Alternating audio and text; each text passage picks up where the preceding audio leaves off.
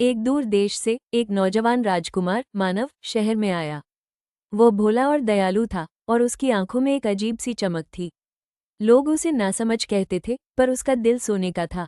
जल्द ही मानव की मुलाकात भैरों से हुई। भैरो एक अमीर लेकिन गुस्सैल आदमी था। उसकी आंखों में एक जुनून था, एक गहरा जुनून जो मानव समझ नहीं पाया। फिर मानव ने तारा को देखा। वो शहर की सबसे खूबसूरत औरत थी, एक तारे की तरह चमकती हुई। लेकिन उसकी मुस्कान के पीछे एक गहरा दुख छिपा था, जिसे सिर्फ मानव ही देख सका। एक बड़ी पार्टी में भैरो ने तारा को दौलत का लालच दिया।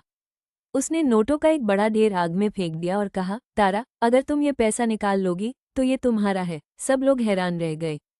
तारा ने आग की तरफ देखा, फिर मानव की तरफ। मानव की आंखों में चिंता थी, पैसे के लिए नहीं, बल्कि उसके लिए। तारा ने पैसे को जलने दिया। मानव तारा के पास गया।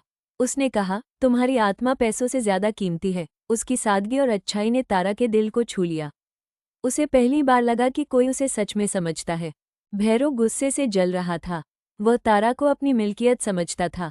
उसे ये बर्दाश्त नहीं हुआ कि तारा ने मानव को चुना, एक नासमझ को। तारा भैरो के जुनून से डरकर भाग गई। मानव ने उसे बहुत ढूंढा, क्योंकि वो उसे बचाना चाहता था, उसे खुश देखना चाहता था। अंत में मानव को तारा मिली, लेकिन बहुत देर हो चुकी थी। भैरो के अंधे जुनून ने तारा की जान ले ली थी। वो एक मुरझाए हुए फूल की तरह पड़ी थी। उस दिन के बाद मानव की आंखों की चमक खो गई। उसका दयालु दिल टूट गया था।